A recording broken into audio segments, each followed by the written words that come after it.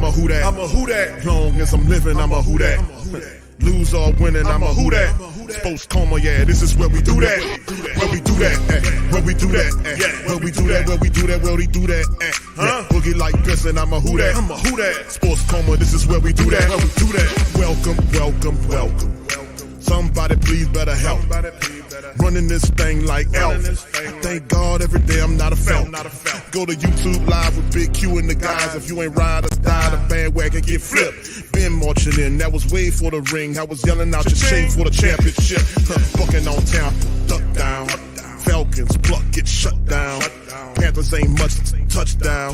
The vision really belong to us now. So much hate on the Saints, you could probably tell. Ever since Bounty Gate hit the NFL, when things seem fishy and you probably smell the crooked referees or Roger Goodell. Yeah, like this and I'm a who that. Every day I'm living, I'm a who that.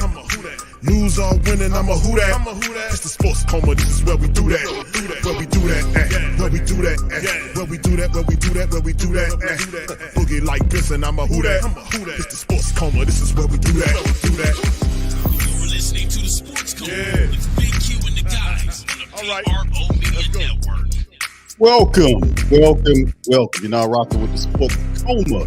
Big Q and the guys, we have intense, irritated, educating, and enlightening sport talk from your favorite sports fam. Much love to the fam. Appreciate y'all being in the live stream on this one. Big ups to the family. We are live and direct for this Thursday episode of The Coma. So shout out to the fam. Please do me a favor. Feel free to hit the subscribe button, hit the like button, hit the share button, and feel free to share the show on your social media feed, baby. We up in this thing. Shout out to the great Saint Tank, and big ups to the fam. Hope you guys having a fantastic week. Man, it's been a pretty busy week for myself, but it's been very productive. So shout out to the fam. Appreciate you guys for being here. I'm up in this thing. Pelicans Nola, shout out to you, Josh. Good to see you, Eric. Big ups to you. Marie was popping, Queen. Good to see you in the building. Brother Claude's in this thing. JT, good to see you. Quavadius, shout out to you. Trey, shout out to you. Rocky, I see you, fam. Appreciate you. Kevin Conley, Dominic, shout out to all you guys. Appreciate you. Jerry, I see you, fam. Appreciate you. Much love to the entire fam. Elites in this thing as well. So shout out to the fam. Appreciate everybody for being in the live stream on this one, man, as we get going. So, man, this one entitled Saints Needs Post Draft. We talked about some of this. We talked about it some on the previous stream, but this is obviously the era of where we are, the time frame where we are post draft, as the Saints had a pretty solid draft by my estimations. A lot of people not excited about the draft, and it is what it is at this point. The Saints did a very solid job of bringing some talent in here. They did a pretty good job after the fact of pulling some people in here. Shout out to you, Hemisphere. Good to see you. Okula, shout out to you, fam. Appreciate you. Good to see you. They did a fantastic job, man, of a very patient draft. They did try to move up a few times, but they landed some pretty good players.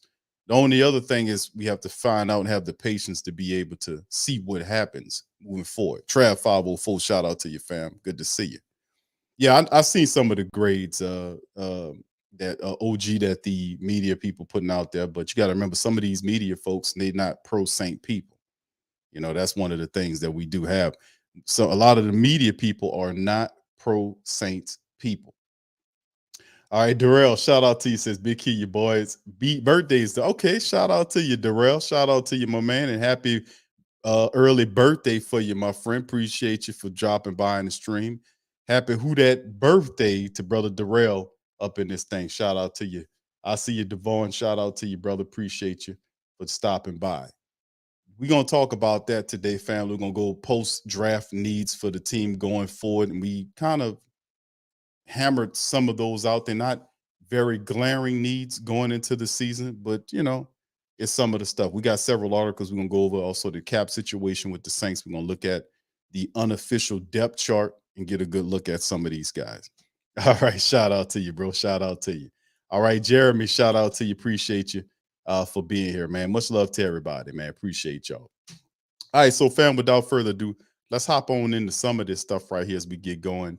And this article is straight from our friends at The Wire. Shout out to you guys over there. Keep doing the great work. 3 most important New Orleans Saints team needs after 2023 NFL draft. So we know some of those needs, right, fam? A lot of the family members saying, hey, Q, man, I need some help on that D line. Well, you're not lying. If you saying that, because the more the merrier, man. You know, you don't want to over rely on too many young folk, but at the same time, the Saints kind of committed themselves to these guys, and you got to see what they can do. You know, you got Peyton Turner, got to find out what he can do. I mean, he has a lot of natural talent, but at the end of the day, you know, he has to put it all together on the field, and that's something we have to watch. Carl Granderson, is he ready? Might not be Carl's Granderson's show right now. They got people with higher draft grades than he does, and also they guys that'll be making some more money. So usually that's how it goes.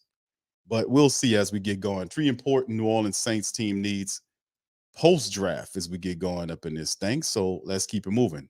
Okay, 6 spots open on the 90-man roster. So there's room for more additions. Some players will be signed after tryouts, like the rookie mini camps a couple of weeks from now. That's going to be the thing. Big moves are going to happen sooner, and it's pretty clear where the Saints should start.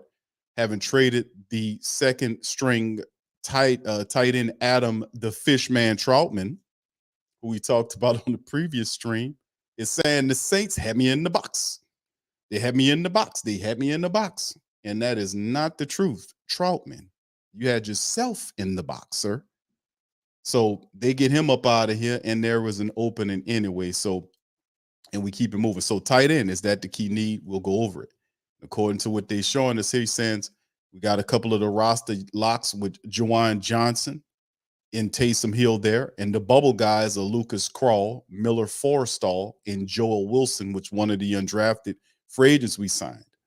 Now, Johnson's the only one on this list with real extensive in-game experience in the tight end NFL. Hill had twice as many rushing attempts as a quarterback, 98 last year, than snaps at an inline tight end, which was 51.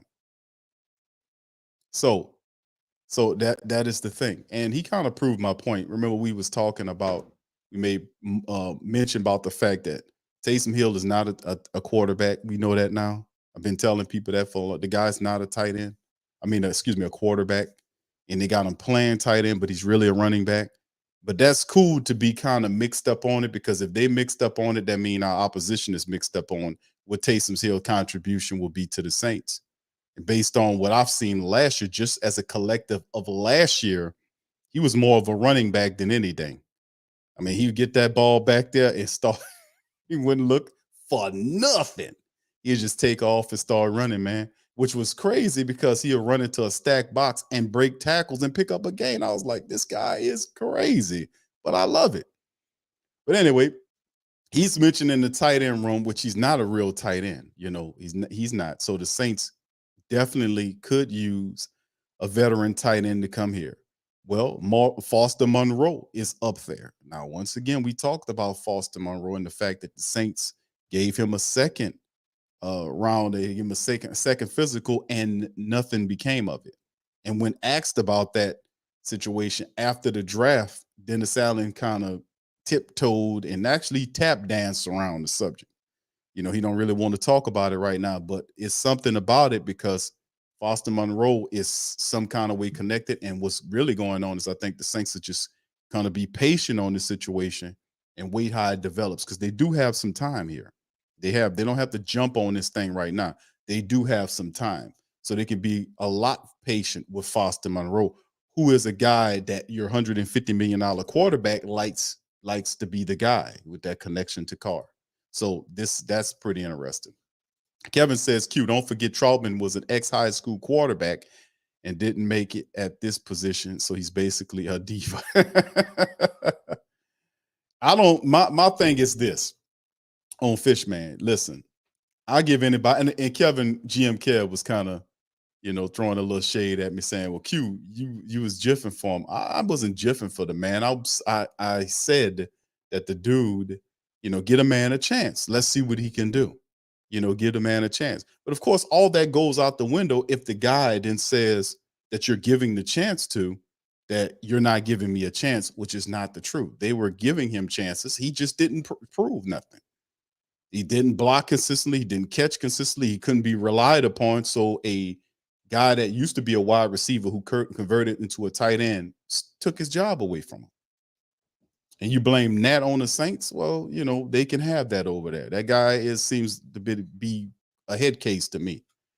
But anyway, the biggest need, you could definitely use a tight end in this situation. You could definitely. So if we take a look at the tight end availability list provided to us by SporeTrack, one of my favorite resources, you see several names that sit on this list. Some of them have connections to the Saints. Cameron Brate, who the Saints brought in as an undrafted free agent many moons ago, and the Tampa Bay Buccaneers stole him off our practice squad. That's how he ended up in Tampa Bay, giving them good value. So Cameron Brate, to me, would be a good guy to bring back because he'll be inexpensive and he's a guy that can help you. And whatever. If Foster's not the guy, if Foster Monroe can't go, right? You see another former Saint tight end on this list, Dan Arnold, who had similar issues as Adam Troutman. So it's really strange. Like you had Troutman and then Dan Arnold, same type of issues, dropping the ball. Dan Arnold dropped the touchdown pass in the end zone in that playoff game, the Rams game. Remember that? He dropped the ball in that game. Drew threw him the touchdown. He dropped it in the back off his I'm about to say fishy hands. Dan Arnold. And boy, after that, it went all downhill for Dan Arnold. But other people on this list, you got Kyle Rudolph, who had that notorious push off of PJ Williams. He's on this list. Veteran guys. Jesse James, I like Jesse James, and they had some traction with that. That was several years ago. It was Jesse James. But Foster Monroe, I think the Saints are being patient with Foster Monroe. I think that's what they basically trying to see what they're going to do on that. So tight end is a need for some of the family members out there. I sincerely hope not. I hope he ain't taking that and going to play football. That will not end up very well. I think he'd get the hell beat out of him, man. If he taking that and going to play football, I can see why they ran his ass off out of here. B-Bass, what's up, man? How you doing, bro? Shout out to you, man. A great song, bro. I appreciate that song, man. You did a really great job on that song, bro, that you put out. Much love to you, my brother. Appreciate you. All right. Shout out to Dana and the rest of the queens. Jerome, what's happening?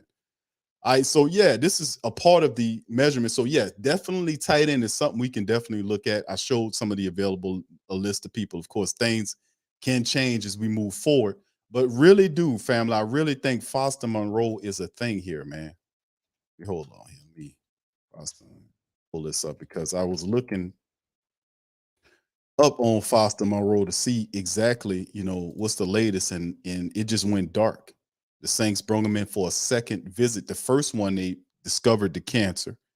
then he went away and then he came back later on with a second uh thing. And he said from his on Twitter, I think it was his tweet that he put out, that he was actually uh his diagnosis was good, so and then he took a second physical with the Saints. I'm trying to see if I can find that article to show it to the family members. But he took a second physical with the Saints and it didn't go anywhere. So what I'm thinking is the Saints probably is going to put him somewhere, just kind of shelve him for a second and go from there. So that's why I'm thinking the Saints are not really tripping on the tight end position right now. They're kind of chilling on that thing. So, we'll see how it works moving forward, man. I'm trying to see if I can, yeah, because I remember the tweet. But anyway, let me keep going. But yeah, we just something we got to watch out for. I think Foster Monroe is a real thing. But either free agents a note. You talked about Foster Monroe, George Swam. He's the former Cowboy tight end, and Cameron Brate, who I talked about as well, who had a pretty decent career at Tampa. Linebacker position. Who is the backup linebacker? You see right there. You can see Demario Davis right there, and then of course you look at he's a lock for the roster. Him and Pete Werner as well, but as we've noted from a historical standpoint, is the fact that we understand that Pete Werner is not always available. He's not. He gets hurt every year. He gets hurt, and listen, the game is physical, right? The game is physical. It's a physical game, and Pete Werner plays it very physically too. But he has to. It's a balance in there where you got to be able to that you have to find as a player where you don't play too physical and you don't play not physical enough. You know what I'm saying? So he don't get the Alex Anzalone mindset like when he was here. He plays a lot better with Detroit. But when he was here, the last year or so of his contract, when he was here, he was really not the same dude. And it showed. He had a fiery linebacker style. And then toward the back end of his career with the Saints, he started tiptoeing through the tulips and he was doing all this stuff. Like, man, no, bro, you got to get out of here playing like that. You cannot avoid it. No, you're a linebacker. Your job is to initiate collisions. You run into people and knock them down. You can't be running away from it or looking for a soft way to tackle somebody. Take your ass up out of here. But anyway, roster people. Zach Bowens, he got born on the bubble. DeMarco Jackson, Nephi Sewell, Andrew Doel, Ryan Connolly, Ty Summers, Anthony Orji, and Nick Anderson, the guy from Tulane, young brothers from Tulane, and the other one from Vanderbilt. Like these two young guys. I like DeMarco Jackson a lot, but this linebacker group screams for a veteran here. It really does. Just like we talk about the tight end, I think Foster Monroe's a thing for the Saints.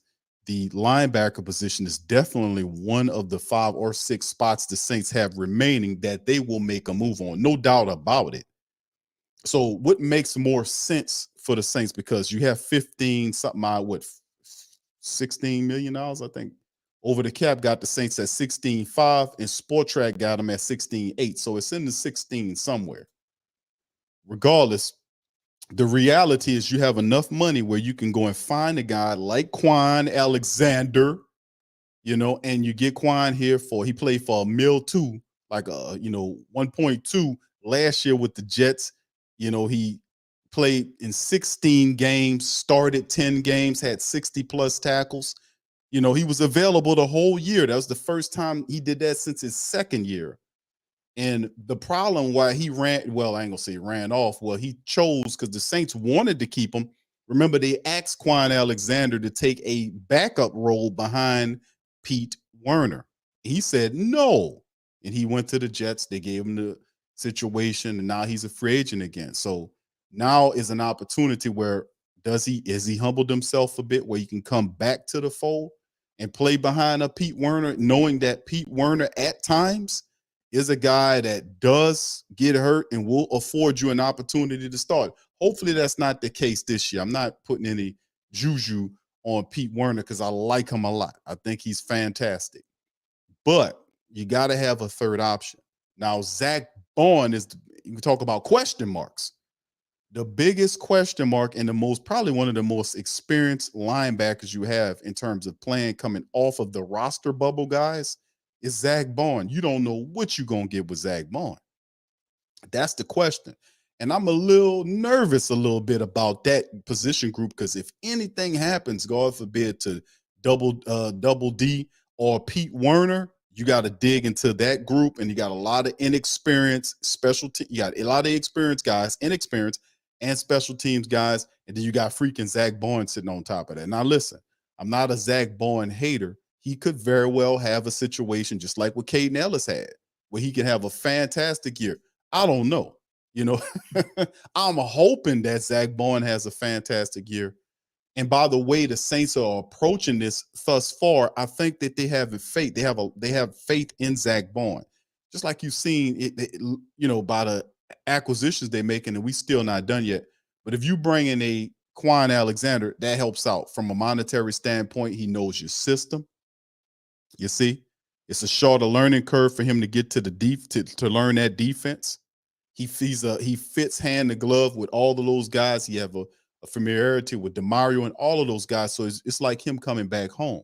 Plus, he has that great energy and that great mentality, all that great athletic ability. Will love seeing him come back to the black and gold building. So I'm advocating for Quan Alexander to come back to the Saints because they damn sure can afford him. Hopefully, that is a discussion that Mickey and Dennis Allen could have to get Quan back in here.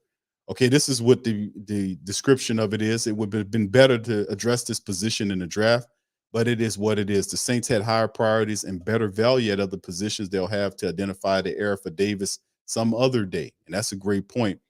DeMario Davis. Do we have DeMario Davis's heir on this team? People say, what about DeMarco Jackson? He's a 5th-round draft pick linebacker out of Appalachian State. Is he really the guy to replace DeMario Davis? That's a tall order for any linebacker. But I don't think the heir for DeMario Davis is on this team. No. Oh, no. No, hell no. But they'll have to identify the heir for him some other day. In the meantime, finding a veteran who can settle the depth chart in case Werner misses time and the youngsters aren't ready would make a lot of sense. The Saints have a lot of players here, but they don't have a lot of experienced players. This is very true. Special teams value is also important, and you do have special teams value with some of these linebackers. You know, you got a really good special teams linebacker in Andrew Dowell, who does really well. So you're bringing him back to help out there. He's did a good, solid job there. Ryan Connolly and Ty Summers is supposed to be a special teams guy as well to help out, and Anthony and Nick Anderson. These are other young players. We don't know what they're going to do, but just bring athleticism to it. But I like the young guys that we brought in. It just time will tell. Now, free agents of note to talk about, 2 of them up there. You got Deion Jones from Cleveland. You got Quan from the Jets and Chase Hansen, who's a former Saint linebacker who played well in spots for the Saints in prior years. But the issue with Chase Hansen is similar to Pete Werner. He can't stay healthy. When he's out there, he has an impact. On special teams, he does very decently. And sometimes the Saints give him a little action. He played pretty well for them, but Chase Hansen is one of those guys that can't stay healthy. He got that's unofficially, that's just who it is. That's how it is. But Deion Jones, let's cover that one. Deion Jones is not, I love Deion Jones, but I just don't think he fits with the Saints simply because he's going to command a lot more money than what the Saints are going to want to pay a veteran linebacker. That's pretty much what it is. Going to command more money. Deion Jones ain't coming to the Saints and playing for him for $1 million. No. And he's not going to come to the Saints to be a backup. Deion Jones is coming to start. So that's why I'm saying, okay, if you, all right, UQ, we're going to sign Deion Jones. Well, who you sitting down? We're going to set Pete Werner down. The Saints ain't going to do that. Dennis Allen is not going to do that to Pete Werner. That's why Pat Queen ain't a thing. That's why Deion Jones ain't a thing. They're not crazy. You're not going to get that. They're not going to do that. They're not going to do that. They're not, you know. So if that was the case, this would have been done a long time ago. But Deion Jones and Pat Queen, these guys are not coming here because the Saints still believe in Pete Werner, and DeMario Davis is there. So no, whoever's coming here as a linebacker is going to have to be a guy that has to settle for a backup role and money that's that's in that line. So that's why I was throwing out that Quan Alexander makes the most sense, and Chase Hansen's a guy that's familiar with the system. That's not a bad call. It might put you in the same boat though. KT, shout out to you, bro. Thank you. Says Anthony and Shaq Davis will be undrafted. Yeah, they called that guy Shaq Davis from South Carolina State baby Megatron. I was looking at his statistics and looking at his film. Watch out, man. Traquan, if anybody's in trouble, it's Traquan Smith. Let me tell you something. And finally, man. Yeah, Jerry, tell him he's not coming here, man. Saints is no spot for him. 504 says bring back Quan 1 point. Yes, indeed. Yes, Quan Alexander make a lot of sense. Shout out to you, St. Doug's in the building. Shout out to my brother. Good to see you. Yeah, absolutely. Ain't no Pat Queen coming to New Orleans, fam. You can forget that nonsense. All right, let's move on to the defensive line now, fam. We talked about the Saints additions. Barisi on the inside, the first round draft pick for the Saints, and then the second pick, Isaiah Foskey. Y'all know how I feel about Foskey. Terrific pick there. Mel Kiper sitting up here talking about they picked him too high. I'm like, is you crazy, man? The idea is to get the guy is 6'5". He's 260 plus pounds. He is the Notre Dame all-time leading sack master. And you're going to look at some of the Hall of Famers that came out of Notre Dame from the defensive side of the ball. Come on. You want a guy that produces sacks. He give you 20 plus sacks in 2 years, and then, oh no, that's not the right thing. Yeah, no, what are you talking about, man? What are you talking about? He's the proper choice. He wore a gold helmet for Notre Dame. He's gonna wear a gold helmet for you. Bottom line, Foskey's the right pick. So we got him. And of course, the Saints did add some other guys later on, but no doubt about it, you're gonna at some time add a veteran. But my question is, like, dealing with this defensive line needs issues, like people saying, Q, we need to go out and get Yannick Ngakoue. The defensive end played for the Colts, played for the Jags, played for this team, played for that team. Yannick had like 6 teams in several years, like 2. And he's just like a hell of a pass rusher. He's like one of the top pass rushers out there. But Yannick, he commands 10 plus million a year. So does Frank Clark. You're not going to, okay, we don't want Yannick. How about going to Frank Clark, Q? It's 2 things, 2 schools of thought. Number one is, that's $10 plus million that you're going to have to pay either one of them damn players. And number 2 is the Saints just invested first round draft, a second round pick in Isaiah Foskey, a first round pick in Pete Turner. I said not Pete Werner. Peyton Turner, excuse me. Peyton Turner, they got him there. So at some point, and he's in his 3rd year, at some point, when do we say, give him, let's see what this dude could do? You see what I'm saying? We've tried to do that for years with Davenport, and Davenport, the only thing he gave you is crap. So at one point, do the Saints turn to Peyton Turner and say, hey, Turner, what you gonna do? Here's this your first round draft pick. We drafted you just in case that Davenport busts, and he busts. So isn't it time for Peyton Turner to take that spot? Now, people saying Granderson should be there. Granderson's undrafted. It don't work like that. Most of the times, in the majority, and the Saints could be, they're shown to be traditionalists at times. Sometimes not. Like they decided to move keep Ramczyk at right tackle. You bring in $150 million quarterback and put a second-year offensive lineman who was hurt last year as his blind side tackle. Don't make sense to me, but they did that last year. They did that last year to Jameis, having the inexperience of the 2 tackles, the experienced tackle on the blind side don't make any sense to me. That's like buying a car with no tires on it. You got to have your best lineman protecting your most valuable asset on your offense, which is usually your quarterback. But hey, that's one of the times they're not traditional. Is this another time they go non-traditional and go with Granderson versus Turner, who has the first round grade? You have to justify the pick. That's how it goes. If that wasn't a thing, then there would be no need to sit up here and pretend that first round draft picks mean more than 7 round picks. You see what I'm saying? It's a value. It's a reason why first round picks have a value. So when you draft a guy that you got to see if he can fulfill his promise for that first round pick. And we're going to see if he's the guy. Now, Isaiah Foskey, is he insurance for Peyton Turner? He could be, but really I'm thinking that's more of Cam, because Cam is at the back end of his career with a year left on his contract. So we'll see how it all twists and turns. But the big question for the defensive line group that we talk about is if you're looking at Frank or Yannick, the money. Now, of course, the Saints can twist and bend the money, but it does spit in the face of logic if you're trying to get these young defensive linemen hot game reps so they can develop for something for you at a cheaper rate, at a more organic situation, as opposed to throwing Yannick in there. You see, Yannick makes sense at the right price, but or if the circumstances are different, like somebody's hurt and that happens, then it could make sense. But if you're investing, obviously the Saints are moving and they're picking up these guys because they're trying to get those guys to give them the production that they need at the price they're paying them. That's what the Saints, and that's how they've been whipping this thing for a while and turning this thing for a while, is they get supreme talent or supreme level of play or high level of play out of guys and pay them a certain amount and they get double the rate. Like if you have undrafted guys like Shy Tuttle, who was an undrafted guy, the Saints was basically paying the dude in canned corn and in used soda. But at the end of the day, he was in there playing, and he ain't played that well last year. But a lot of the undrafted guys, they get a lot of value out of them. And that's the thing that helps the Saints drafts as well. You know, you don't get that mad at a busted ass Marcus Davenport because Carl Granderson's showing up, doing what Davenport's supposed to be doing. Undrafted Carl Granderson, 5.5 sacks, and your boy Davenport, a first-round draft pick, got a half a sack last year. Now, how is that? Well, he got all the pressures, Q. He got 20 pressures. I'm like, dude, are you serious? When the last time we counting pressures?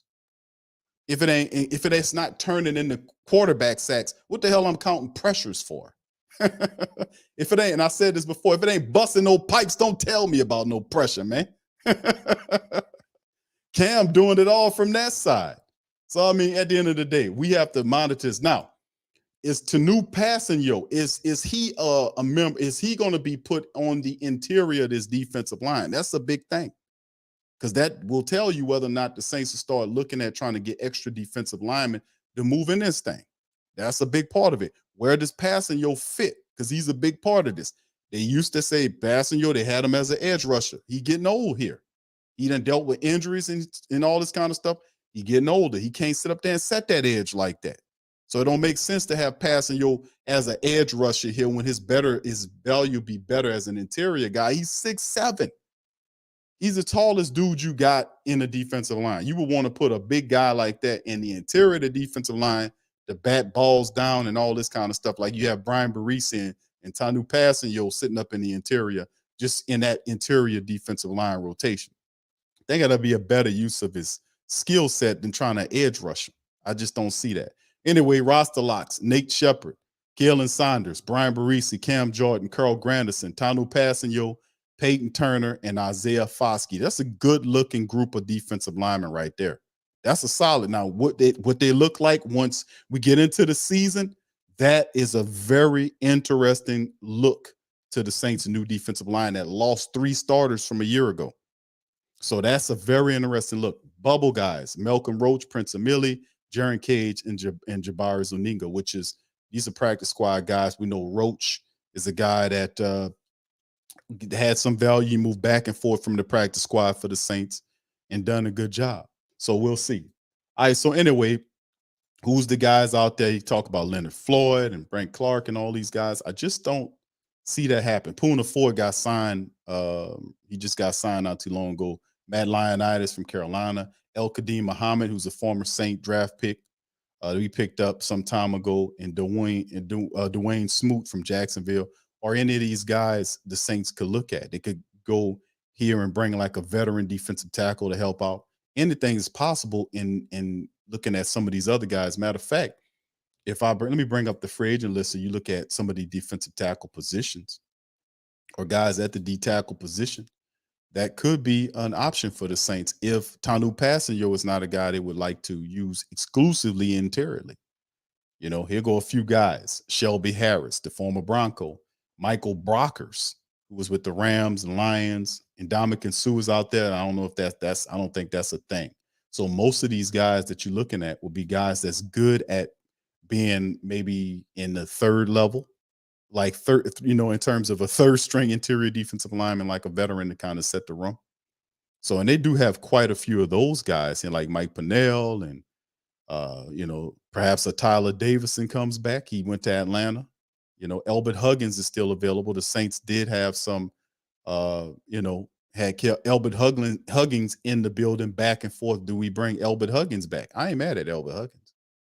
Linval Joseph, a big veteran. So they do have several options at the interior defensive line position that you want to look at. So this could be a thing.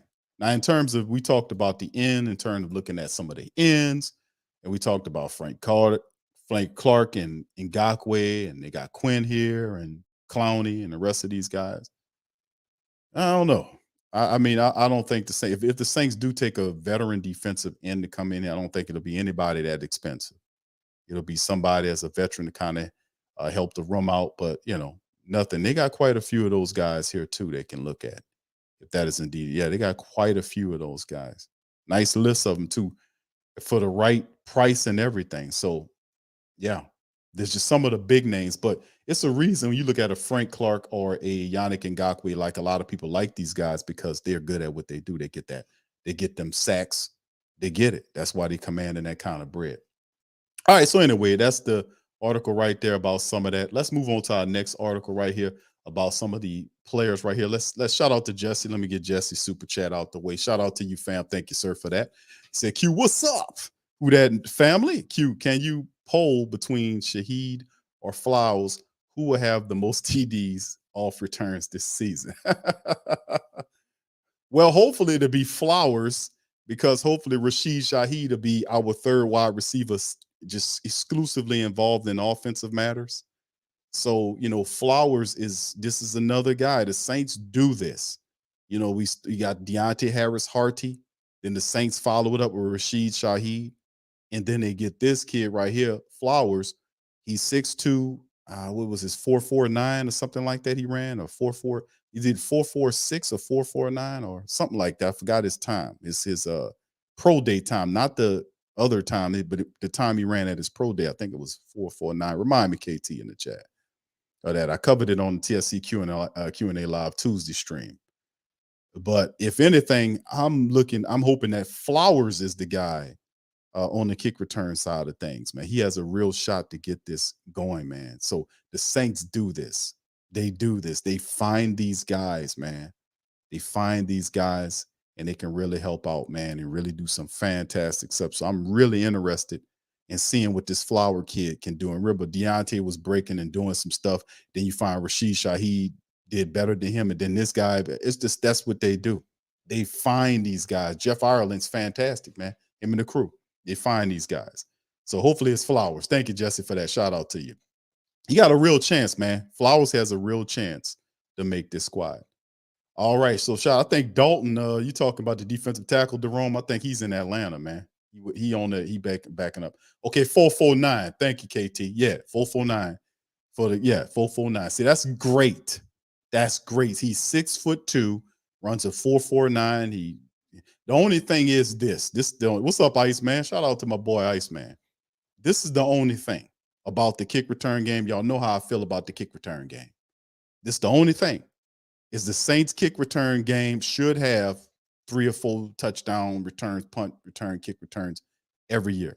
Last year, 0. Year before that, 0. Wasn't it? We don't get kick returns for touchdowns or punt returns from touchdowns because the Saints return teams or they blockers suck. I've been saying this for years now. Matter of fact, I was advocating for them to fire Darren Rizzi, who's supposed to know better, to know how to teach these guys to block so he can open up lanes for our kick returners and punt returns to rush. The Saints are not good at that. Their coaches are not good. I don't know what's going on there, but they're not. They've been just one of the worst teams, if not one of the worst teams in the NFL in blocking for their guys. Remember, I would pinpoint this on the live stream. When we do the live games, the play-by-play games on Sunday, I would pinpoint and show family members that you'll see Rashid Shaheed or Deontay Harris shake some dude out of his shoes on the kick return. He'll flip here, the guy go over here, then he'll shake him out, move, get up the field another 5 yards, shake another dude and get tackled by 3 people. How? How? And there was times when he got tackled by 4 people, times he got tackled by 3 people. Now, how are you getting tackled by 2 or more people on kick return unless you're running away from your coverage. Mhm. And that's not the case. It's guys are running right down the field, knocking the Saints people over, or they're not blocking them, they're not redirecting them, they're not doing it. And then the kick returners get, they get knocked down. They don't get the kind of yardage that we need to flip the field to make it easier on our offense. They don't, these people really don't get it. If we can get that together, that would make life on the offense a lot better because it'll give us shorter fields to operate from and take pressure off our offense. It really would. They need to really get that together. The special teams last year, besides Blake Gillikin, were awful. All of them. Will Lutz was missing field goals, 74% kicking accuracy, terrible. Saints couldn't kick return or punt return for their kick. They couldn't block for their kick return, punt returners. It was just awful. So this has to change. And it's been years I've been saying this, and I was like, Phil, this Darren Rizzi guy need to be fired, and you need to put Phil Galliano in it. Find me a special teams coach who knows how to teach his guys to block for their kick return or punt returners. Or get me some guys. If these guys don't know how to block, get me some guys that know how to block for my kick returners and punt returners. That's the only thing stopping the Saints from having multiple returns every year. They can't block on kick or punt. So it really dissatisfies. It just dissatisfies me, man, to see that level of incompetency. I see these dudes get tackled by 2 or 3 people. That's ridiculous, man. That's ridiculous. And then nobody but me saying, man, so we're going to sit up and pretend like Deontay Harris-Hardy, when he was getting bumped up and bruised up, that he wasn't taking them straightaway shots from them guys running on the field. Huh? And then then the guy that missed the block wants to grab Deontay Harris's hand to pull him off the ground. I'm like, get your damn hand away from you. The reason why I'm down here. Block. So we'll see, man. Anyway, let's move to the next one right here. Alontae Taylor among New Orleans Saints players wearing New Jersey numbers. Alontae Taylor got a New Jersey number. Several other players got some jersey numbers. Let's go over it. The Wire gives us the scoop. It talks about new addition, wide receiver Brian Edwards, and a few other people got jersey numbers, new one. The special teams ace the Saints picked up, Ugo Amadi, is going to wear the new 0. You can wear that now. You can wear 0 now. So he will test it. I think he'll be the first Saint player ever to wear number 0 for the black and gold. Uncle Paulie, correct me in the chat if that's not correct. I didn't know nobody wear no 0. But Ugo Amadi is going to wear the 0. Alontae Taylor is going to wear the number 1. All right. Blake Gillikin is on his 5 game because remember, you had to give up 4 to who. All right. Brian Edwards is wearing number 11. Alex Quevedo, who's the backup kicker, one of the backup kickers that's coming in the trial, the kicker position against Will Lutz, is wearing number 19. Jonathan Abram is taking over for the number 24 right there. Isaac Yidam is wearing 27. That's that old Malcolm Jenkins jersey number. Number 28 for Lonnie Johnson Jr. There you go. Jamal Williams got his 30. There you go. Jamal wearing 30. 30 going to look good this year for the black and gold, man. Number 34, Ricky Williams, a jersey number, is running back Sharadrick Thompson Jr. And this dude, man, y'all need to watch the stats on this guy. Saints' latest undrafted free agent running back. And when we say that, then you guys supposed to be all shucking now. We got a undrafted running back. Yeah, that's right, because we that good in picking these guys. And this guy right here, man, y'all better pay attention to this brother here. This guy right here is something else. Number 36 for Anthony Johnson. Lou Hetley is wearing number 39, the punter. Nick Anderson's wearing number 40, our Tulane brother, young brother from Tulane. Number 47, Blake Groupie is wearing that's old Alex Anzalone's number 47. Number 58 is worn by Anthony Orji. Zaninga will be wearing number 59. Offensive lineman Cody Martin, he's a lot of backup guys, number 60. Alex Filstrom, offensive line, 65. Storm Norton, number 72. Mark Evans, who's the undrafted offensive lineman they picked up from Arkansas Pine Bluff, will be wearing number 73. Yep, that's pretty cool. That's close to getting up there with Teron. Number 77, Jaron Cage, the big defensive tackle from Ohio State. Shaq Davis is wearing number 80. Let me ask you who that, when was the last really great player that wore 80 for the Saints? Y'all remind me in the chat. Who was the last great? Because usually 80 as a receiver number is like, that's like Jerry Rice. And remember, that's how it used to be back in the G when people used to wear number 80. And if you wore number 80, that was like Jerry Rice. And, that was the thing. What was the last great wide receiver that wore number 80? Cy Barnett wore number 81. Joel Wilson, the tight end, is at number 85. Malik Flowers is wearing number 88. That's our fantastic, potentially new. There you go, Jimmy Graham. All right, Jimmy Graham.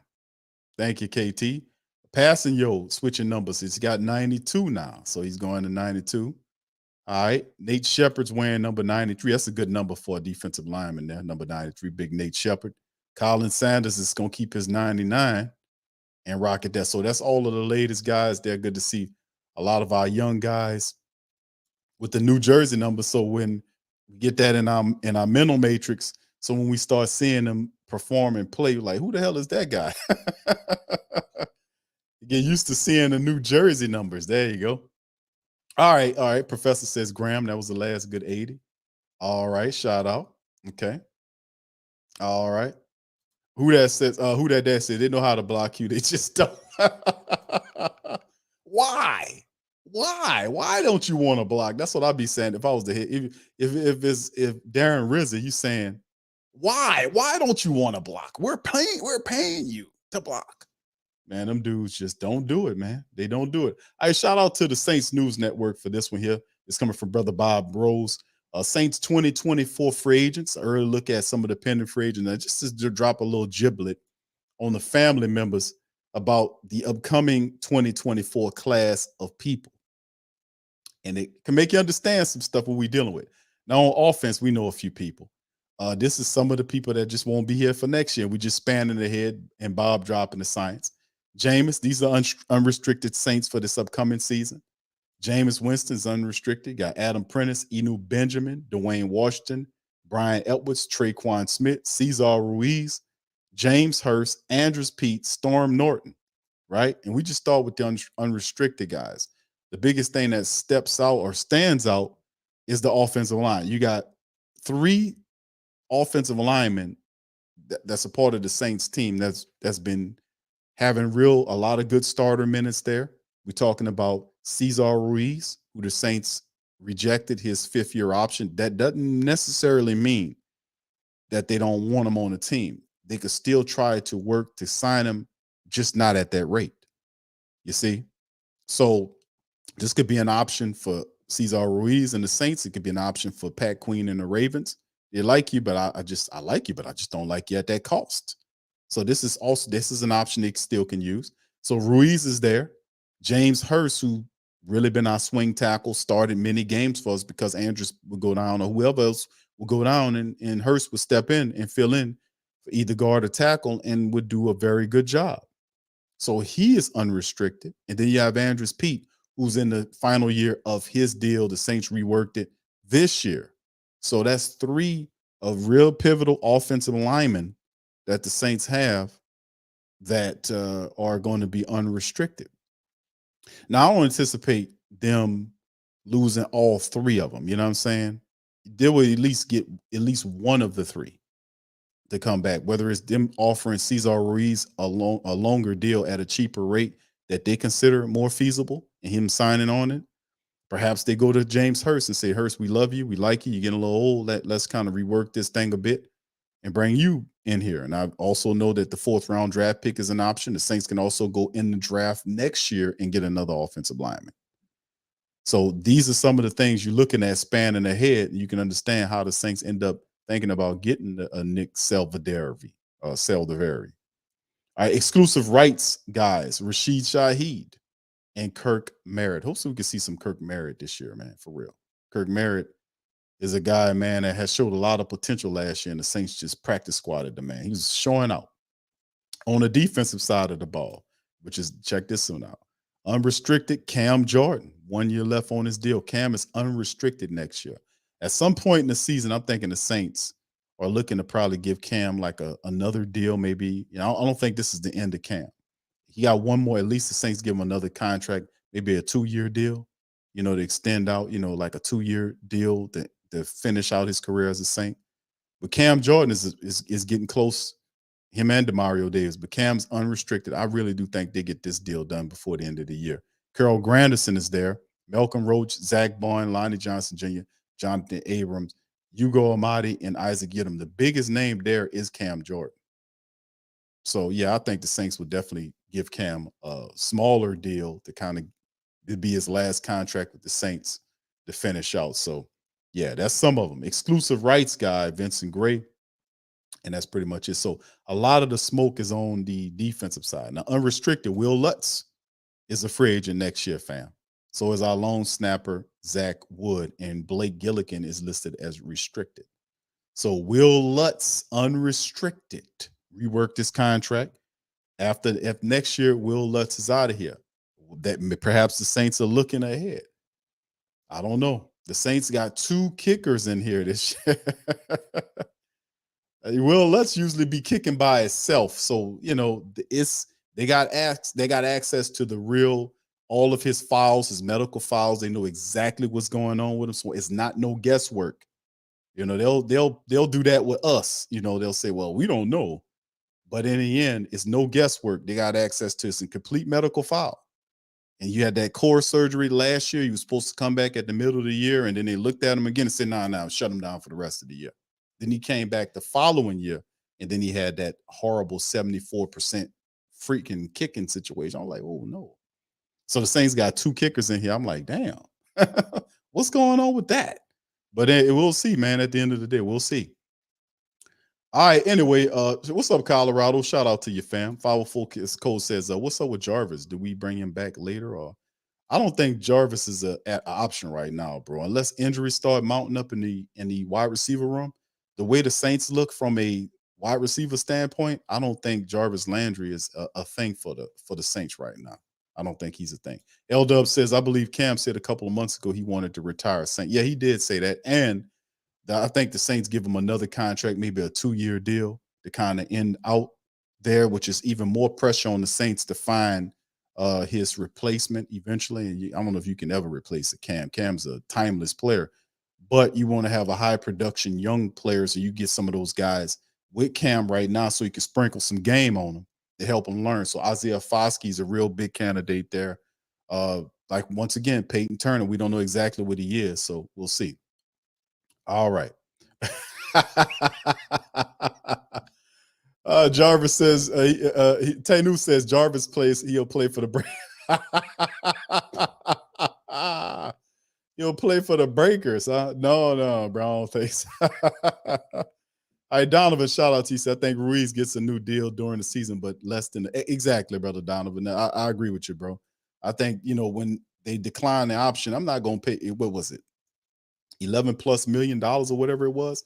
So, I mean, no, of course not. They're not going to say no. But we've seen this before where they decline options and then they work back to the player and say, listen, we don't want to pay you that, but how about this? And then they'll work with the player and then they'll get the deal done. So if Cesar Ruiz wants to be here, and he's shown some improvement, last year was his best year because the rest of them years it was like spotty and inconsistent.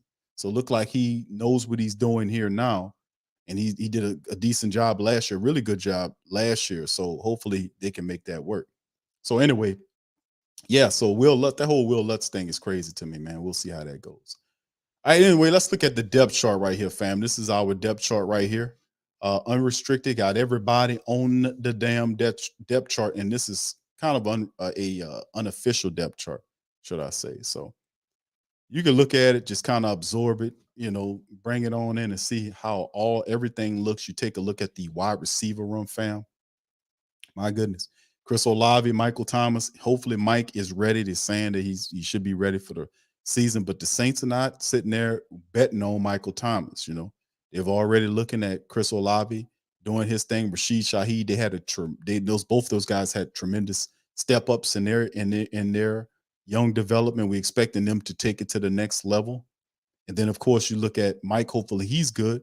And then you look behind him. They added A.T. Perry, who's a guy that has phenomenal talent, good speed. He's 6'4", 200 something pounds. And the Saints, I got to applaud what the Saints did here, because the Saints did a phenomenal job, family, in increasing the size of the wide receivers. Like the tallest wide receiver they had was Michael Thomas. He's 6'3". Now Keith Kirkwood is 6'3", but seriously, Keith Kirkwood is not a serious member of the Saints' true rotation unless they suffer a lot of injuries. Then they'll throw him in there, like what we seen last year. And when he was thrown in there, that wasn't the same Keith Kirkwood we remember before he went to Carolina. So they must have put some funk on him or some juju on him, because he came up here dropping passes. That's not the Keith Kirkwood I remember with his original stint. So whatever stinkiness he picked up out of there, hopefully he washed it off, and he'll do a better service. But it's going to be a lot. It's a very deep room from the wide. Look how deep and young this room is. And you add a guy that's 6'3", 6'4", and A.T. Perry. That's a KT special. KT loves his kid, but talking about A.T. Perry. You also look at several. Who else is it here? Brian Edwards from the Raiders and Falcons, a veteran wide receiver who Carr, the quarterback, knows. He's another 6'3" big guy. And then A.T. Perry, Brian Edwards, they're there off the bench. So you bring in these big wide receivers that have speed. Not only just they're one-trick pony, but these are guys with speed and an ability to catch the ball in tough spaces. So you want that kind of player. And I got to applaud the Saints for adding extra size to the wide receiver room, bringing these guys in here. And I also got to applaud the Saints for getting ready to try to push Traquan Smith out of here. Finally, this might be the year when we see Traquan Smith the hell up out of here, to be honest with you, man. You know, Malik Flowers, a young, fantastic kick returner. I'm looking forward to seeing what he can do. Shaq Davis, the undrafted 6'4" wide receiver. Shaq Davis is the other guy. I forgot to mention him. A.T. Perry, Brian Edwards, and Shaq Davis. All those guys are 6'4". I think Shaq Davis is 6'5". So, I mean, that's tremendous size there. Not to mention you have skilled players like a Kirk Merritt, a Malik Flowers. And Quan Baker is another guy that's showed some flashes before he had that PED situation. He has to bounce back. But this might finally be the year, if injuries don't tear down the room, that Traquan Smith might be the hell up out of here, man. He might be. And of course, like I said, I like what they're doing in the wide receiver room. And I think probably the weakest room of the offense is the tight end room. If you look at the tight end room, you're showing not too much shaking and baking right there, outside of you have Juwan Johnson, and Taysom Hill's not really a tight end. Lucas Krull is a big guy that I really want to see what Lucas Krull does. And of course, we know about Foster Monroe. He's not signed to the team yet, so he's not added on the depth chart. So a guy like Forrestal Miller, who's a future player they picked up last year, they signed him on the team. And Joel Wilson is a guy that a lot of people like. So don't sleep on Joel Wilson, the college free agent the Saints signed and brought in here. So Lucas Krull, man, can he crawl up the depth chart and kind of move in positions? Big guy, 6'5", 6'6", big old tight end, soft hands, could block. Lucas Krull might get his opportunity here. Then you look at the running back situation. I'm really amped about that because they have an insurance policy if something happens with Elvin Kamara and the crap that he did in Las Vegas. Jamal Williams is fantastic. 17 touchdowns last year in the NFL. Love that. You know, you got a thunder and lightning combo in Kamara and Williams once he gets right. And then Kendre Miller, the 3rd-round draft pick out of TCU, the Saints picked up. Thumper. The guy had 20-something, forcing guys to miss tackles, used the stiff arm, runs, catch the ball out the backfield, runs behind screens, got good vision. Kendre Miller, you watch the tape, and at first I was like, yeah, I like him. He all right. But then when you watch more tape of him, how physical he is, he got a different level of speed too. When he in the open, he gets up there, got another level. Yeah, this guy is going to be pretty good for the Saints. Going to be pretty good. And the Saints finally have a 3-back rotation, man, worth something, man. How about that? Of course, you see Dwayne Washington there, who's a special teams guy. and Sherodrick Thompson Jr. with Eno Benjamin, where they put Eno Benjamin on the street. So Eno Benjamin is no longer with the Saints. So it's really Dwayne Washington and Sherodrick Thompson back there. And depending on how, if Thompson can play the special teams room, we'll see. But Sherodrick Thompson is a practice squad player with good value. Then you look at the offensive line, and the Saints have done a phenomenal job in helping that out as well. You look at they added Nick Seldaveri to the offensive line. He played guard position. That was key. I'm still seeing with Storm Norton. I was watching footage on Storm Norton about a week or so ago. And the guy, for a big guy, as big as he is, he got pretty decent athleticism. He's obviously a better run blocker than he is a pass blocker, but he's not bad. That's not a bad. He will be an interesting signing for the Saints. A lot of people not talk about Storm Norton, but he's interesting. Keep an eye out on him, because this is all about improving the Saints backups here. Besides our starting five, you get Big Nick down there, and then you add Storm Norton there, and then you create competition. Then you have other guys. Because Landon Young got to step up. Kelvin Throckmorton's damn sure got to step up. You got James Hurst, who's the top offensive lineman, off there. So there's pressure. There is a lot of competition in the room that wasn't there last year. A lot of guys got hurt. You seen Lewis Kidd and all that climb up in there, and all that ain't gonna happen this year unless injuries start impacting the room. But Landon Young's got to step up. Kelvin Throckmorton's got to step the hell up, and don't forget about Mark Evans II. Now he's looked at as about being a guard, but Mark Evans II from Arkansas Pine Bluff is a really good young offensive lineman. Do not overlook him. Do not overlook him. So the Saints done a phenomenal job in adding that talent into creating competition with the backup offensive line. Can't be mad about none of that stuff. Now, they'll add on it as we go. Defensive standpoint, which is the thing we're looking at, with 3 new starters on the Saints defensive line. We know about Nate Shepard. We know about Kalen Saunders. We know what those guys can do. We look at the tape. Hopefully, that game translates to the black and gold to stop what we were doing last year, because, you can't get any worse than that, right? The Saints, they added a lot of really good talent. Brian Barisi is a guy that's not only just a big guy that comes in to kind of help stop the rush, but he's a very violent guy, a difficult guy to block. If you watch the footage of Brian Barisi, and I can see why the Saints, because really, you can fault the Cowboys for screwing all this up when we ended up getting Barisi. Actually, you can look at Buffalo, because Buffalo took their tight end Dalton, because they were going to draft him, and then they went to Mozzie, because a lot of the Cowboy people was upset about the Mozzie Smith pick. A lot of them was, we got Mozzie. Well, we need Mozzie Smith. They wanted the Dalton cat. Buffalo got him right the pick before they settled on Mozzie. That impacted our draft, because then Barisi slid right to us. But what Barisi brings is, the guy is really tough to block. He really is. You watch the footage where he does play, it's like, man, it's not like a big stiff 6'6" guy in there just kind of get some. No, if it's a daylight, he's sliding in it and batting hands and pushing, and it's like it's the guy. Every part of him is moving to get into, causing everything is moving, and he causing hell, and he's very hellish to block. He gets there. He's strong. He's athletic. And while he's doing that, moving these linemen, he's looking at the quarterback and studying the play and making plays back there. So if you're going to have big linemen, like big athletic linemen, you look like Kalen Saunders and Nate Shepard, these guys play similarly, very similar. They're very high motor players, high motor. Shepard and Saunders, high motor players, violent hands, fighting, flailing. And that's what Barisi brings. You add him there. Then you turn around and get Isaiah Foskey with the 20+ sacks. He's straight value guy, doing all that kind of stuff and pushing the talent of guys like Peyton Turner and Carl Granderson, helping that out. So, I mean, in the end, we looking good, man. The only other issue with the Saints, if you look at the Saints defensive line, there's no veteran defensive lineman. There's a bunch of young guys, unproven guys. Jaron Cage from Ohio State, Prince Emily, who was here last year. Malcolm Roach is there. We know what Malcolm could do. You can slide him and do his thing. We like him a lot.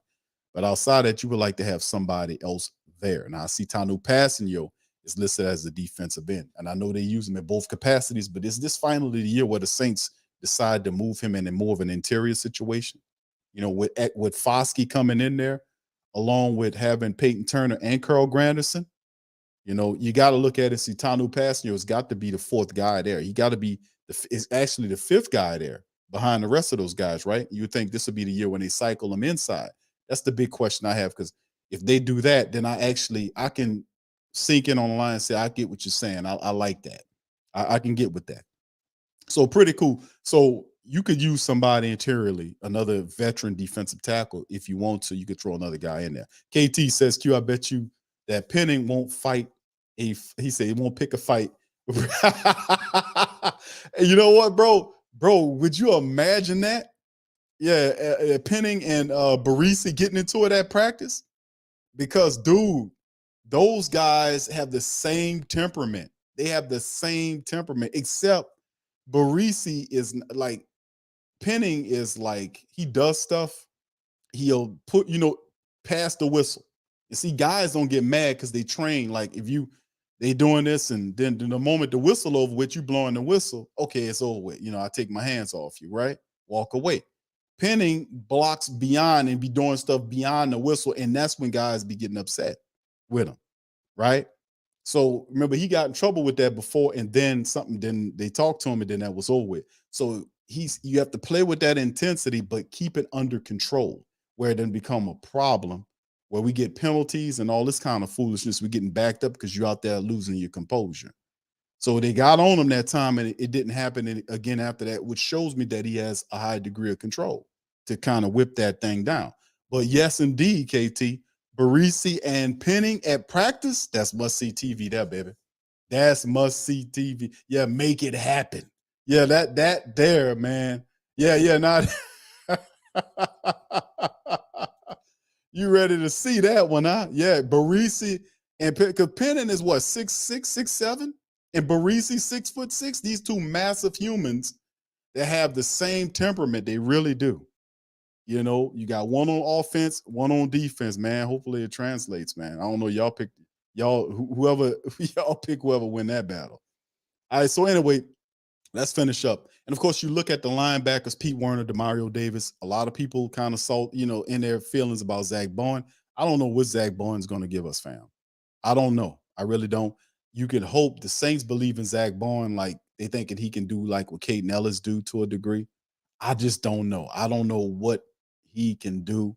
I know he went and trained with the Watts last year. He played somewhat better when allowed to, but now that it's his, that's the big question. Will the Saints allow him to keep that position and develop? So an eye needs to be kept on Zach Bowen. That's like one of those things we talk about players we need to keep an eye out on.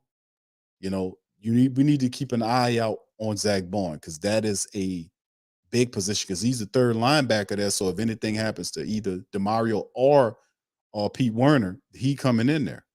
So we got to keep an eye out on Bowen. I know people like DeMarco Jackson, but you have to really keep both eyes, not an eye, but you know what? Let's keep both of them and the third one out on Zach Bowen. That's what the hell we need to do.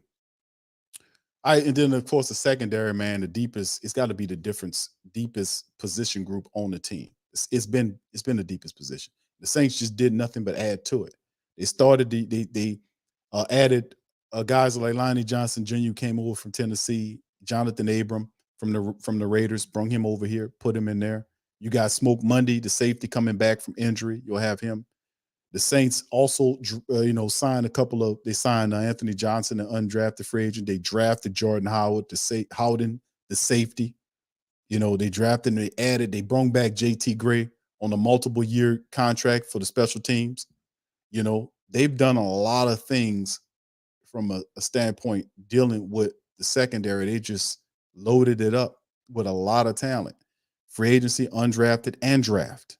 All of it to an even deeper position. So it's going to be fun watching that position group, because a lot of people, it's going to be a lot of competition there. It's going to be really interesting to see how that ships up.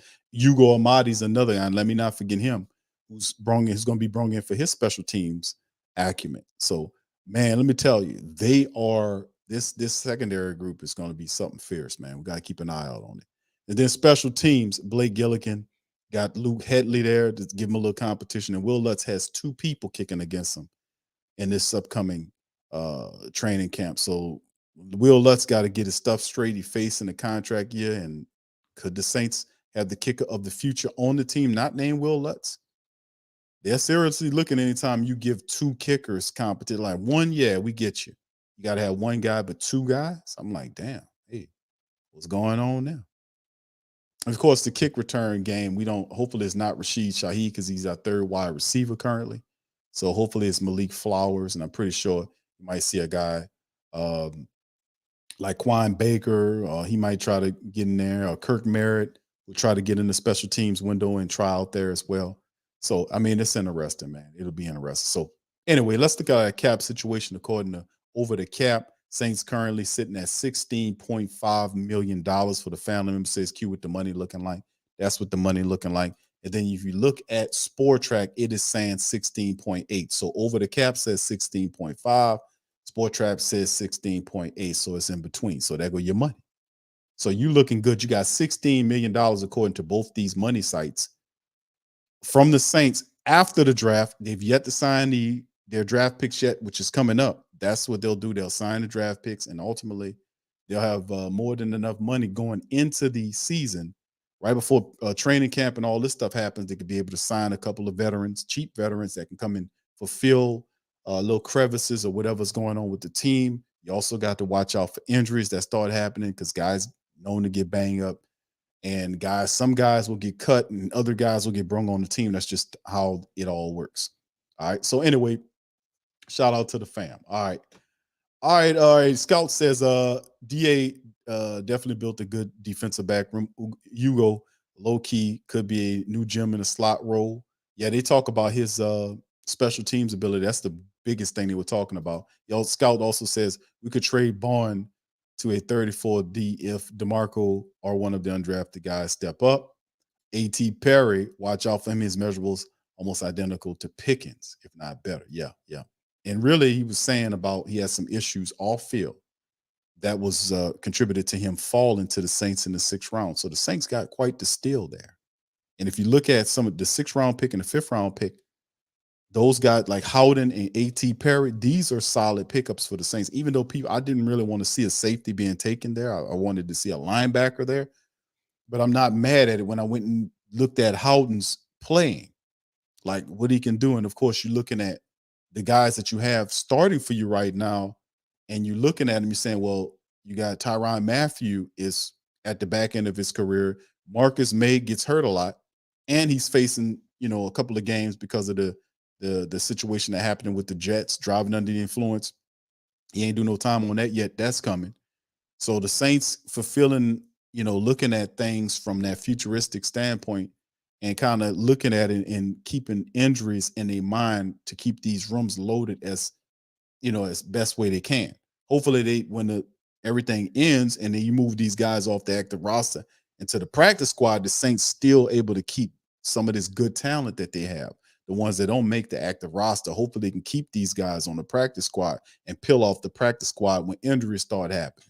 Like the Philadelphia Eagles do. I've been saying this about Philly for the last several years or so, is that they work the practice squad like an extension of the roster, which it actually is. And that's how you were supposed to do it. You're not supposed to go and get a guy off the street and put him ahead of people on your practice squad. The Saints were known to do that. They went and got this wide receiver. I forgot his name. He played for the Colts, and the guy didn't do a damn thing. That was Sean Payton. Went and got the guy and put him in the game. You had several wide receivers on the practice squad. I'm like, they're on the practice squad because they're exposed to your playbook. They know what you're doing. They know about your tendencies. It's supposed to be when guys hurt here, then you pull from the practice squad and place them here and keep it going. You see? Now, in rare situations, you might see a veteran that fit what you're doing and you pull him onto the team and play him and say, listen, just keep doing what you're doing from the last squad and we're going to fill you in. You see? But in other situations, and traditionally, that's how it was made to be ran. So hopefully we get a little bit smart about how we work through the practice squad insofar as how it connects to our active roster. So yeah, Philadelphia's done a phenomenal job in operating with that, and they have like how they've been doing the draft and everything, very high level thinking that they're involved in. Anyway, let's kind of go back and rework our recap, family, get into our recap on what we've covered so far in the stream. All right, three most important New Orleans Saints team needs after the 2020 and draft. We talked about that. We talked about the New Jersey numbers that the players are getting, Lante Taylor and all those guys. We talked about the Saints players that are coming up next year who will be unrestricted free agents: Jameis Winston, Cam Jordan, James Hurst, Cesar Ruiz, Andrews Pete. Those are some of the guys that'll be available. We also went over the cap situation in terms of how much money the Saints have. That'll be leading up to it. We also went over the free agent tracker to see who's available at the positions of need: the tight end, the linebacker, and the defensive end or defensive tackle position that we could use going into the season, who's available. And then we also went over our unofficial depth chart. We talked about the guy went down it. And that's the thing with this, as we said, after we came through the draft, after we came through the undrafted signing period, this pretty much is what your team looks like getting ready to head into the rookie camps and everything else. And you have about 5 or 6 slots that are open that you could peel and take veteran or players or whomever and add them to this mix. So how do you guys feel about the Saints? That we went over this unofficial depth chart. We went over the unofficial depth chart. You guys tell me how, when you look at this Saints team from offense, defense to special teams, how do you feel? What is your feel about this team? Do you think this team is a 10 or 12 win team? You tell me. What do you think? Do you think they're an 8-game team? Looking at this roster, I know we don't know, they haven't played together yet on the field, so we just using our predicting skills, our predicted abilities to see if we can kind of forecast what the team, what it looks like to you. Is this a 10, 11, 12 win team? What do you think? That's what it comes down to. Rob, shout out to my brother Rob. He said, all we need is health. That's a big thing. That's a big thing. How you guys feel about this? Is this a 10+ winning team in your opinion? What you think? Jesse says 11 wins. Okay. All right. Shout out. All right. Zico says healthy team, 12, 13 wins. Okay. All right, brother Trey says yes, he likes the roster. Shout out. Yeah. Yeah. And this is the thing. The biggest obstacle to it is the health. No doubt about it. Brother Tedrick says right now they are a 12-win team. I still believe we add a few veterans. Okay, good. OG says 12. All right. Yep. All right. All right. 9 wins, 6K, man. Devon says yes. Okay, we got some. Okay, cool. All right. Wonderful. We're going to add a few more pieces to this, but at the end of the day, man, it's always good to see, because the biggest issue outside of the health dynamic is the fact that the Saints quarterback situation was pretty dismal last year. And that's a big positive, because listen, that is huge, very huge. You got a leader. The guy has leadership ability, and he can throw an accurate deep ball. That's huge, because that brings exciting football back to the city. It really does, and to the Who Dat Nation, because the deep ball is back. You got Chris Olave, you got Rashid Shaheed, you got Malik Flowers, you got guys on the team, wide receivers, A.T. Perry, that can go and get the damn thing. You hear me? The deep ball is back in effect. It's no longer crunching up the line of scrimmage and forcing the Saints to throw because of Andy Dalton still sitting up there. No, none of that. Or Taysom Hill pretending to want to throw the ball and just start running. No, none of that. You got a guy that can throw the damn thing. I mean, literally chuck it downfield for speedy receivers to go run up under it. That makes it all a lot better. Trust me on that. When them safeties, you can't play. You got to play them too high safeties. You can't let one dude sit out there. No, hell no, you can't. Them guys got to stay back, and then all that open area we got to work with Elvin or Williams or Miller or whoever we got. You understand? They just need space and opportunity in that wide open game. And that changes a bit. The offense carries it water as opposed to the defense carrying the water. It might be in reverse this year, where the offense might be the lead unit with this kind of money. Remember that we had the defensive first. Well, the defense is the thing they run. This the defensive first team because the offense stunk. But this year, the offense, I'm telling you, could flip-flop here. It could flip-flop. It really could, because the defense, we got Cam there, but you got 3 new starters. They got to learn how to kind of learn each other's tendencies and how to play as teammates. We got new coaches On the defensive side, they got to learn the players. Players got to learn the coaches. So there's stuff that needs to happen. On the defensive side of the ball, there's a lot of new moving parts there. You got a whole new secondary coach staff, a lot of new secondary members that's there. You got three, granters, three new starters there, and you got, two new starters interiorly. You got new guys they drafted there. So it's a lot of new moving parts there to make work on the defensive side. Just the defense, a lot of stuff happened there from a coach standpoint. So you got to figure that out. So there's going to be a little change here, but at the end of the day, I still think that the things that really hunted us last year in terms of the Saints not getting the ball downfield and the Saints not having the ability to stop the run, I think that helps. The other, and I've talked about health, the biggest obstacle. Let me say this. The biggest obstacle to the Saints is not health. I retract my statement. It's not health. It's Dennis Allen. Dennis Allen is the biggest obstacle to the Saints because if he improves, and we ain't talking about drastic improvement, we don't need Dennis Allen to drastically improve. We just need Dennis Allen to do what he's supposed to do. And I know that's asking a lot, but we just need him to do what he's supposed to do when he's supposed to do it and not get in the way of the success. Because I think the offense will be a lot more successful than it was last year. He has his hands full trying to get his defense together with his coaching staff.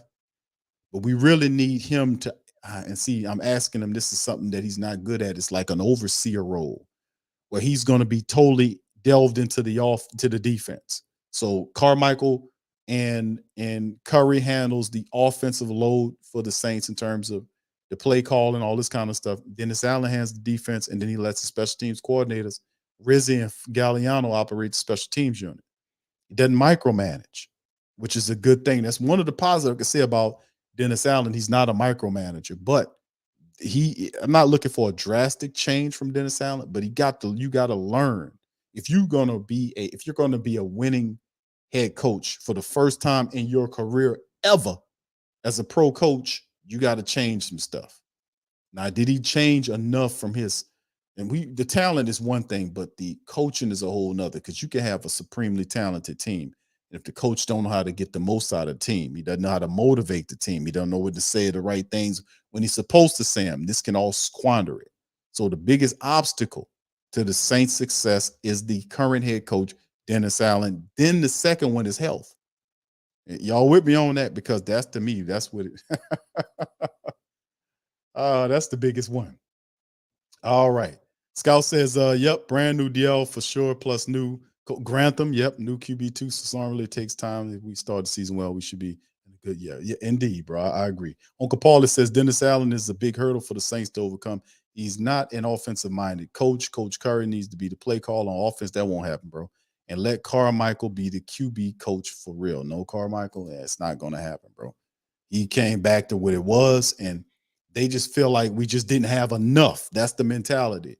It was health, and we just didn't have enough of this, that, and the third. So we're going to give you this and that, and then you should be successful. So we'll see.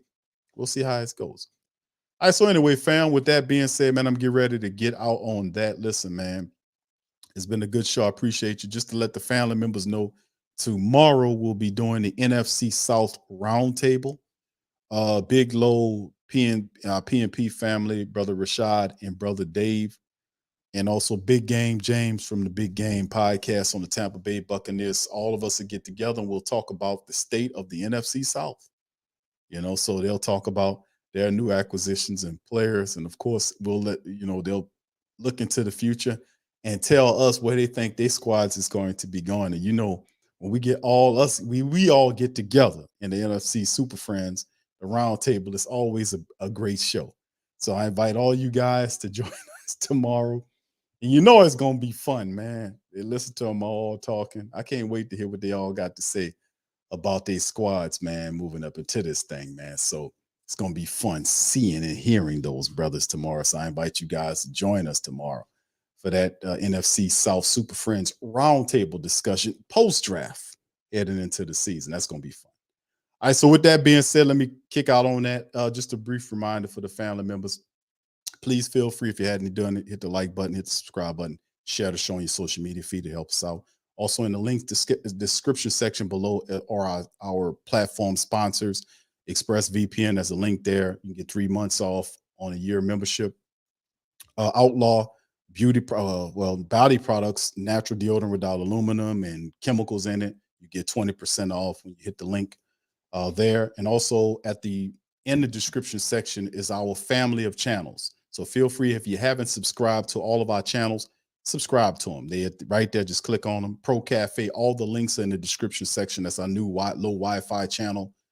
Lo-fi channel with lo-fi channel with all the music and all that. You can check that out during your sleeping at night or working during the day. It's studying. You put it on in the background. It's really cool.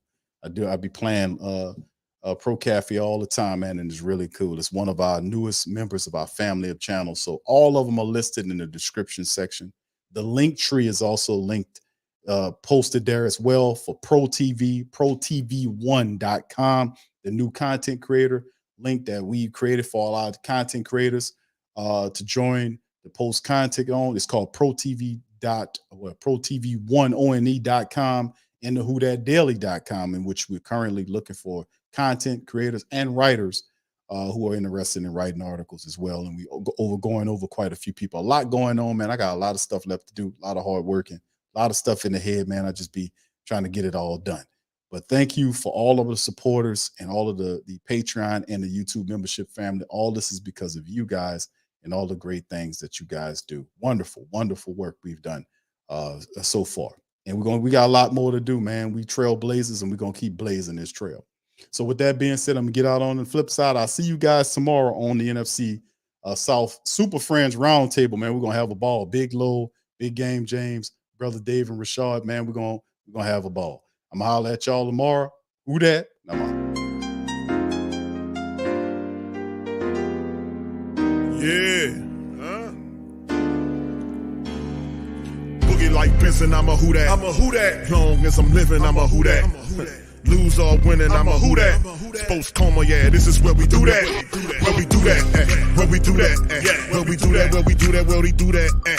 Boogie like Benson, I'm a who that. I'm a who that. Sports coma, this is where we do that. Where we do that. Welcome, welcome, welcome. Somebody please better help. Running this thing like Elf. I thank God every day I'm not a felt. Go to YouTube Live with Big Q and the guys. If you ain't ride or die, the bandwagon get flipped. Been marching in, that was way for the ring. I was yelling out your chain for the championship. Bucking on town, duck down. Falcons pluck, get shut down. Panthers ain't much touchdown. The vision really belong to us now. So much hate on the Saints, you could probably tell. Ever since Bounty Gate hit the NFL, when things seem fishy, then you probably smell the crooked referees on Roger Goodell. Yeah, fucking like this, and I'm a who that. Every day I'm living, I'm a who that. Lose or winning, I'm a who that. It's the sports coma, this is where we do that. Where we do that, where we do that, where we do that, where we do that, where we do that. Boogie like Benson, I'm a who that. It's the sports coma, this is where we do that. You're listening to the Sports Coma with Big Q and the guys on the PRO Media Network.